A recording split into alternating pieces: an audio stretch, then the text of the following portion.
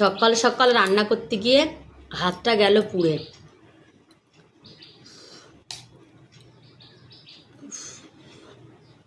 আমার একটুখানি পুড়ে গেছে, তাই এত জ্বালা করছে। তাহলে মানুষের পুরো শরীরটা পুড়ে গেলে তার কি অবস্থা হয় বলো? হ্যাঁ,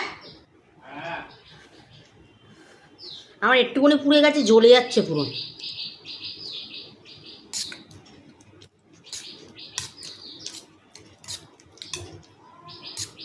ঘুগনিটা কিন্তু সেই হয়েছিল।